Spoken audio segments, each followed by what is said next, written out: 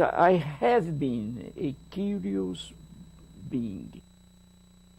But in a certain moment of the process of being curious, in order to understand the others, I discover that I have to create in myself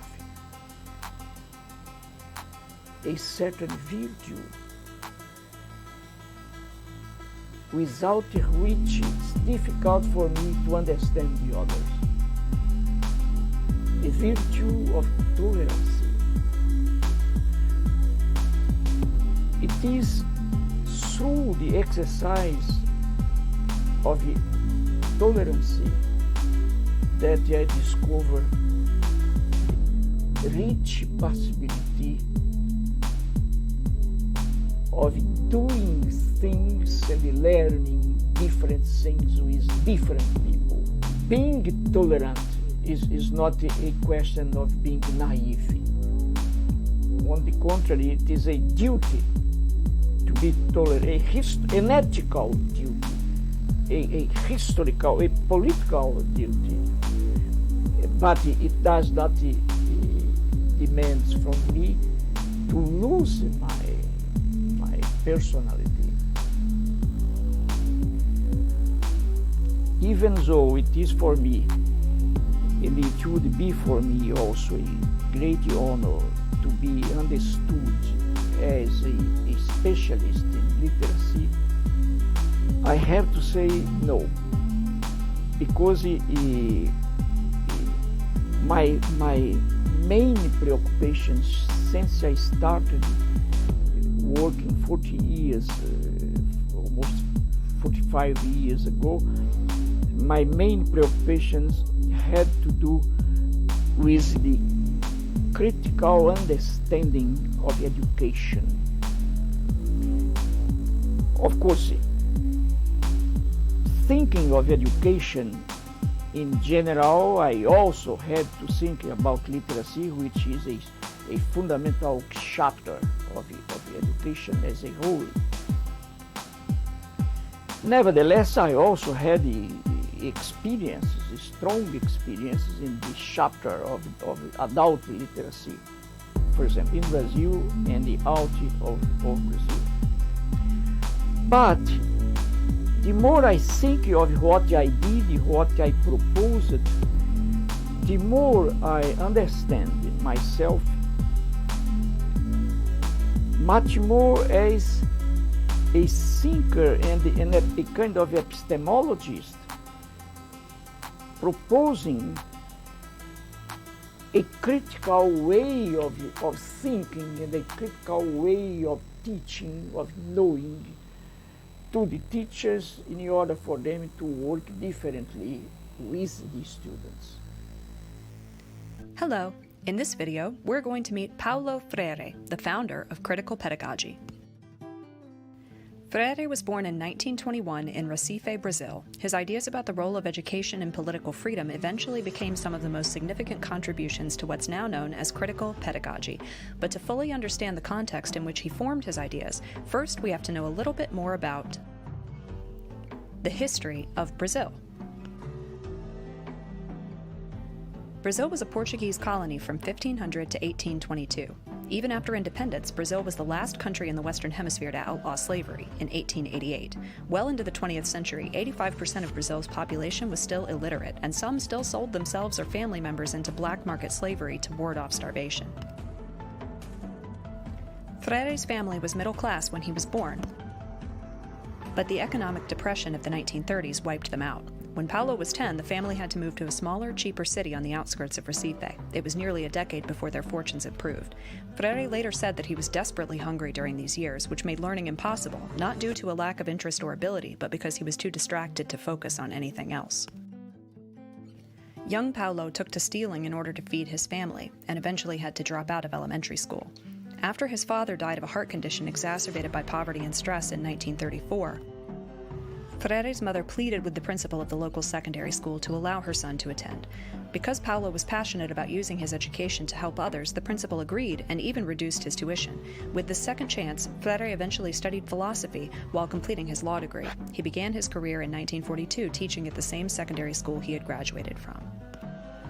In 1947, Freire became the director of the Department of Education and Culture and began conducting literacy programs for poor adults. It was during this time that he developed his major ideas about the relationship between oppression, literacy, and educational praxis. Freire's educational philosophy harshly criticizes what he terms the banking model of education, which sees students as passive, empty receptacles to be filled by the wise, all-knowing teacher. Freire linked this model of education to the socioeconomic and political relationship between oppressor and oppressed, which he experienced firsthand during his years of poverty and hunger. Building off of Hegel, Marx, and others, Freire's ontology states that the ultimate goal of all persons is to increase, not decrease, their humanity. In the same way that the colonizer thinks his own ways are always best, the teacher who sees students as hollow vessels is participating in a process that discourages critical thought, perpetuates oppression, and dehumanizes both. Rather than the traditional hierarchical model of the relationship between teacher and student, where the teacher is firmly above the student, Freire proposed in his most famous work, Pedagogy of the Oppressed, published in 1967, that effective education is built upon a democratic relationship between equals who are open to learning from one another. This teacher-student relationship is what allows conscientização, the critical awareness that precedes action, to develop in oppressed peoples over time. Conscientização begins with students becoming aware of the contradictions in their social, political, economic, gender, race, and class conditions, and then taking action to resolve those contradictions. In Freire's so-called problem-posing education, teachers problematize each issue discussed in class. Students then pose their own solutions. Teacher and students then work together in both goal and process to successfully change the conditions of oppression and ultimately achieve the democratic ideal of freedom and equality for all. Dialogue is the basis for all problem-posing pedagogy and requires solidarity, a sense of equal footing, and mutual respect. Freire wrote in his later works that education is fundamentally an act of love. Among the many educators, philosophers, and activists influenced by Paulo Freire are Bell Hooks, Henry Garreau, Cornel West, and Jonathan Kozol. Pedagogy of the Oppressed has been translated into 17 languages, and its emancipatory teaching model has been adopted or adapted in many previously colonized countries on every continent on the globe. The Paulo Freire Institute is currently active in 18 countries. Even U.S. educators have attempted to adapt Freire's model, though some find it too controversial. For instance, Pedagogy of the Oppressed is one of the books banned by the state of Arizona. Now, racial activists love to opine, don't they, about the legacy of George Floyd. And sure, while there may be more attention now paid to training police officers and weeding out problem recruits, there's also a dangerous boomerang effect that's terrorizing American cities and businesses: more crime. The mob of at least 1,000 kids and teenagers that swarmed New York City's Union Square on Friday is a case in point. Now, a PlayStation giveaway that was, people gathered for this quickly turned into a violent free-for-all where police were attacked with bottles, rocks, and fireworks.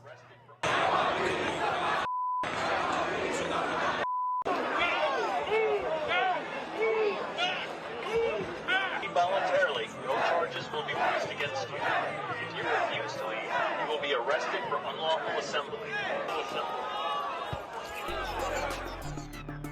Now, since the summer of 2020, it's basically been a nonstop blur of violent crime committed by unrepentant thugs. From people who knock over convenience stores and department stores with brazen arrogance to beating defenseless women and seniors, and sometimes even in broad daylight. The perpetrators almost seem to act as if they're justified, don't they?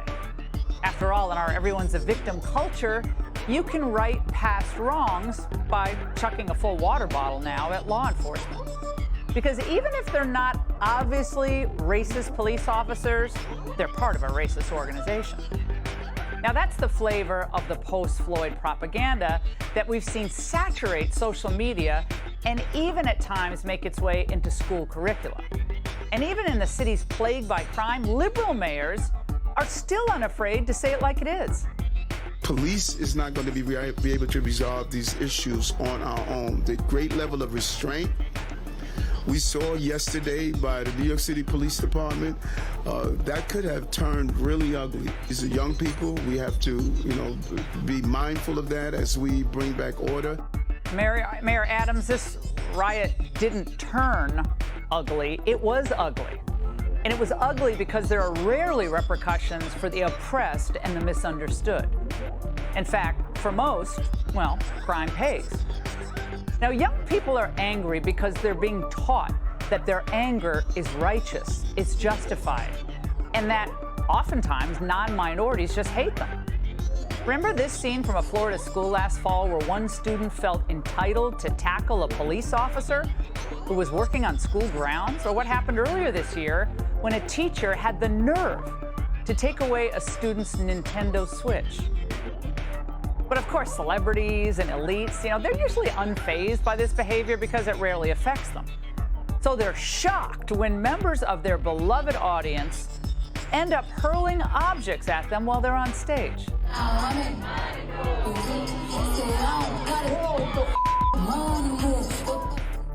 Now, these megastars, some of whom indulged Black Lives Matter and vilified police themselves, helped create this madness. Ditto with left-wing politicians and woke corporate CEOs who were too busy virtue signaling on race to think about where all this is going to lead. Ain't nothing you can do, man, until the police come in.